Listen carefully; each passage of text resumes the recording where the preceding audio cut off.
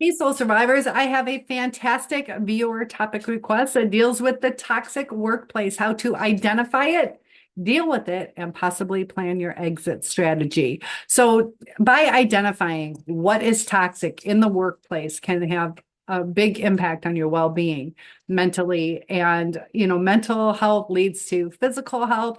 So also your productivity, overall job satisfaction, how it interferes with relationships if you are in a toxic workplace. So number one, big red flag is poor communication, a lack of transparency. Information is not shared openly, leading to confusion, misunderstandings. Employees are often left in the dark about important decisions or changes. Now, negative communication is often aggressive, dismissive, or condescending. Constructive feedback will be rare in these workplaces, and criticism is harsh and also unhelpful. It just kind of beats down your self-esteem, doesn't lead to any answers. Gossip and rumors, these are backstabbing, creating an atmosphere of distrust. Employees might be more focused on spreading rumors than actually working together. They're actually working against. Another red flag is a high turnover rate. Find out how long people have worked there. If people are frequently leaving this job or even being let go, it's definitely a red flag. High turnover rate can indicate dissatisfaction with the work environment, poor management, lack of growth opportunities, not feeling that you're appreciated or paid fairly, lack of the work-life balance. Employees are expected to work long hours in these toxic environments, often without additional compensation or even acknowledgement. There's little respect for personal time, or taking time off is discouraged or frowned upon. There's also burnout. If you or your colleagues are constantly feeling exhausted, stressed, or overwhelmed, it's a sign that the workplace may be demanding too much. There can also be a red flag of unfair treatment, such as favoritism. Some employees are giving preferential treatment, whether it's better opportunities, leniency with rules, or more resources, and other people are overlooked. It starts doing stuff to your self-esteem and your motivation. Any form of discrimination, whether it's race, gender, age, sexual orientation, or other personal characteristics, can be a serious indicator of a toxic environment. Also, hard work and achievements are rarely acknowledged in toxic workplaces or even rewarded. Instead, the mistakes are magnified and successes are ignored. They only look at the negative instead of the positive. There's no balance. Another red flag is that micromanagement. Managers constantly monitor employees, showing a lack of trust in their ability to do their jobs. This can stifle the creativity, reduce morale, and make employees feel undervalued. No autonomy. Employees have little to no control over their work. Their decisions are made without their input, and there's little room for personal initiative or creativity. If it is a fear-based culture, that's number 6 red flag. They are afraid to speak up, offer ideas, raise concerns because they have a fear of retaliation just for speaking their thoughts, and they fear being demoted, fired, ostracized. Mistakes are often punished harshly rather than treated as learning opportunities. There's a culture of blame instead of support and growth. Number 7, lack of growth opportunities, little room for career advancement, learning, or professional development. Employees feel stuck in their roles with no clear path forward. The company does not invest in training or skill development, and this can make it difficult for the employees to improve or even advance in their careers. They're kind of keeping you stagnant. If there's any cliques in your workplace, it's divided groups, people just excluding others, and it can also cause isolation of those who are not in the in group, and also conflicts frequently left unresolved, leading to ongoing tension between the colleagues. There's a lack of teamwork and collaboration, with more focus on individual success at the expense of others. There's also poor leadership in these types of workplaces. Leaders that lack the skills or knowledge to effectively manage the team, they can be disorganized, indecisive, disconnected from their needs of their employees. They also don't have a clear vision of direction or strategy for the company or the team. Employees can start to feel unsure of what the goals are, their priorities, or the company's future. And you have to remember that they're afraid of even asking questions or walking on eggshells. And if there's any physical or emotional symptoms because of the workplace, you can start to feel physical symptoms like headaches, fatigue, anxiety, just because of the workplace stress. And employees feel emotionally drained, unmotivated, and even disengaged from their work. There's a general sense of negativity or dread, even just about coming to work. And if there's any unreasonable expectations, employees are given deadlines that are almost impossible to meet, overload and workloads, leading to chronic stress and frustration. It almost feels like you're just working nonstop and not making any headway. Also, no support or little support from management can cause people to leave or to struggle on their own. Any unethical practices, if they engage or tolerate unethical behavior such as dishonesty, exploitation, or even illegal activities, employees may feel pressured to compromise their own values to conform or just keep their job. So what do? We're in this toxic workplace. We have bills to pay.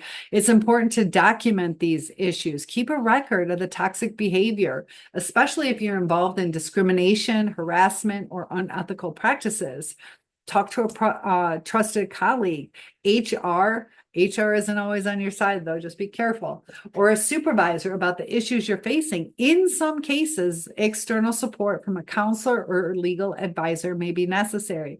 Also, if you're in a union, you can have a union rep go to bat for you. Protect your well-being by setting clear boundaries, such as limiting the overtime or refusing to engage in gossip. Kind of kill the gossip that you can. We can't solve all the problems, but we don't have to exacerbate it. We can cut it down. And consider your options. If the environment is not improving and is affecting your health and well-being, it might be time to start looking for a new job. So when we start exploring specific strategies for coping, identify the subtle signs, inconsistent policies, watch out for these inconsistencies, or even the inconsistencies in the enforcement of the rules. When policies are applied unevenly, it often reflects deeper issues within the organization, such as favoritism or poor leadership.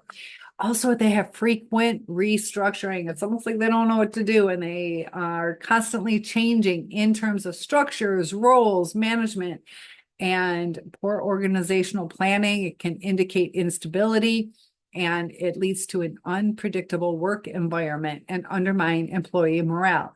So predictability is, part of stability, and it makes you feel comfortable and safe. But when it's unpredictable, and also with a lot of restructuring, it can cause lack of training or a newness that can cause accidents or injuries. Lack of team cohesion. If you notice that the teams don't collaborate effectively, or there's lack of camaraderie, it could point to toxic culture. So focus on what you can control. Inside a toxic environment, it's easy to feel powerless, but there are some aspects of your job that you can control, such as your own performance, how to communicate with others, and how you manage your time. Also, seek out people that are going to help you. Identify like-minded colleagues who share your concerns. Building a network of support within the workplace can provide emotional support, practical advice on navigating this, and keep a positive mindset. It can be challenging, but try to focus on positive aspects of your work or life outside of work. Engage in activities that bring you joy, help you decompress, go exercise, do some hobbies, spend time with loved ones, but stay professional. Now, addressing the issues with management, definitely prepare your case. If it gets so bad that you need to address it, Document these specific incidents with dates, times, and details. Focus on the impact that these behaviors are having on your work and the overall team, and propose some solutions. So don't just go in there with a problem, kind of help them know what it is that will make it better for you. Instead of just presenting these problems, offer potential solutions. This can include things such as improving communication, team building activities, or even changes in the leadership style. Now, timing is crucial. Choose a moment when your manager is not overwhelmed or stressed, and request a private meeting. Don't call them out in front of everybody. Don't do it right as they're trying to get together payroll by a deadline. Approach the conversation with a collaborative mindset and aim for constructive discussion rather than confrontation. A lot of it is in the presentation. Don't be confrontational, but keep it constructive. Model the way that you would like to have them talk back to you. And then also follow up after this initial conversation. Follow up if you don't see any changes. If it doesn't improve, it might be worth considering escalating the issue or seeking outside assistance. Now, legal and ethical considerations, definitely know your rights. Familiarize yourself with labor laws, workplace rights in your region. Knowing your rights can empower you. And if you face illegal or unethical behavior, such as discrimination or harassment, you kind of have the law on your sides. Now, whistleblowing, if you witness serious ethical violations or illegal activities, you might want to consider whistleblowing. But before doing so, consult with a legal professional to understand the potential consequences, also the protections available to you. This is extremely important. Know your rights and have the right kind of support. Know what you're dealing with. Be cautious about discussing workplace issues with colleagues, especially in writing, emails, and chats, because these communications might be monitored and used against you. Stick to official channels when raising concerns. So it's important to prioritize your mental health. We have one life. Toxic workplaces take the toll on your mental health. When your mental health starts going, your physical health starts going, and it just starts infiltrating your life. Regularly check in with yourself. Seek support if needed. Therapy or counseling, or I do one-on-ones. These can be like so valuable in managing stress and developing coping strategies. Also, set clear boundaries. This will help protect your personal time and mental space. Stick to that contract. Tell them it's in my contract. This is what I'm doing. And building resilience can help you withstand the negative effects of a toxic workplace. So it's important to practice mindfulness, meditation, also do physical exercise. This can increase your resilience, help you stay grounded within these difficult situations. Keep that work-life balance. And don't just let your outside life go. That should be a priority as well. So when you consider leaving, definitely weigh the pros and cons. If the toxicity is affecting your health and your career growth and the things that you desire in life, it might be something to consider. Make a list of these pros and cons, considering both short-term and long-term impacts. Job search while you're employed. Don't necessarily just quit your job. Depends on how toxic it is. If it's extremely unsafe, so get your exit strategy together.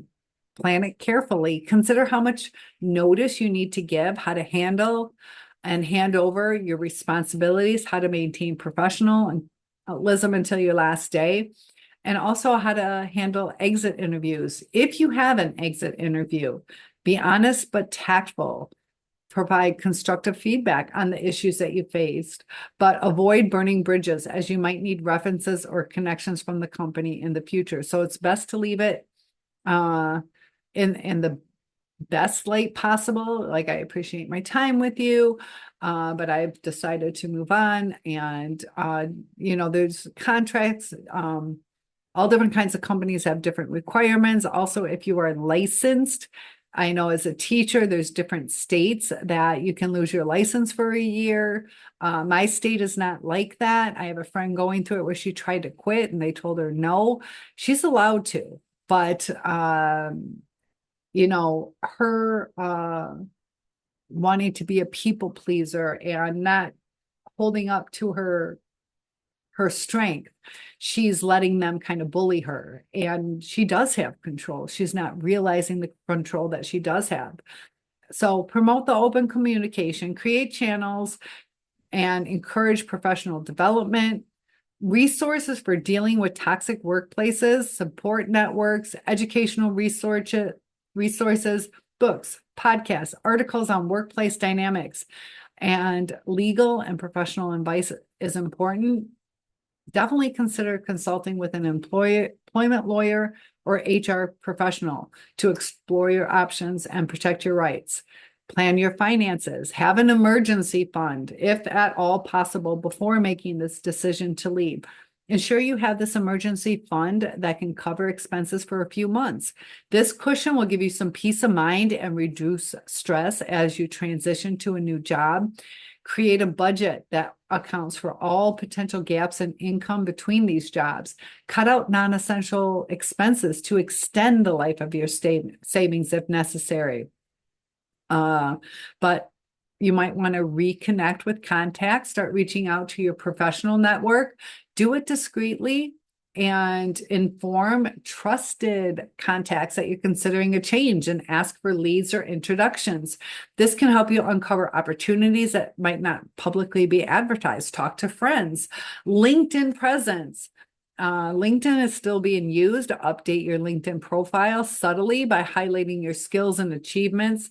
Now, you don't want to explicitly state that you're looking for a new job because that kind of alerts them that you're thinking about leaving, because at this time you can decide if things get better, you can stay or you can leave. So there's nothing wrong with opening up yourself to opportunities. Ask the right questions. Can you describe the company's approach to work-life balance when you start going on new job interviews? Make sure it's a good fit. You can ask how they team handle conflict or disagreements. What qualities do successful employees at your company have? Try to see if you're a good fit for the new one. Also research the company. Look for reviews. There's sites like Glassdoor. And also consider reaching out to current or former employees on LinkedIn for their insights, and exit gracefully. Even if you're leaving because of toxicity, frame your departure in positive terms. Focus on the new opportunities you're pursuing rather than criticizing your current employer. And write a formal resignation letter. Keep it brief. You don't want to overstate anything. Also, keep it professional. Express gratitude for the experiences and opportunities you've had, even if they were challenging, because we learn along the way. So be grateful that you were able to learn. Offer transition support if you're able to. Maybe train the new employee or create documentation for your role. Give them a little blueprint of what you did. And this can help maintain professional reputations and ensure you'll leave on good terms. Protect that reputation. Stay neutral. Avoid bad-mouthing your former employer to colleagues or future employers. Even if you've had negative experiences, focus on what you learned and how you grew from the experience. Maintain relationships. You have some colleagues who possibly were supportive or positive influences. So even if after you leave, they can be valuable references or friends in the future.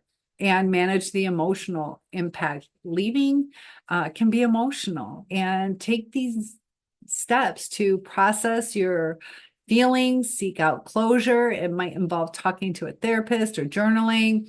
Rebuild confidence. And as you're in a toxic relationship, it erodes your confidence. So start boosting your self-esteem. And you could take on freelance projects or volunteer or pursue hobbies that you're passionate about. Reflect, analyze the experience, set some career goals. Use this as a transition, a brand new beginning. Transition smoothly. Take the short-term opportunities. And also any downtime between jobs, you can use that for skill development. Frame your challenges positively. Stay positive in these interviews. Highlight resilience.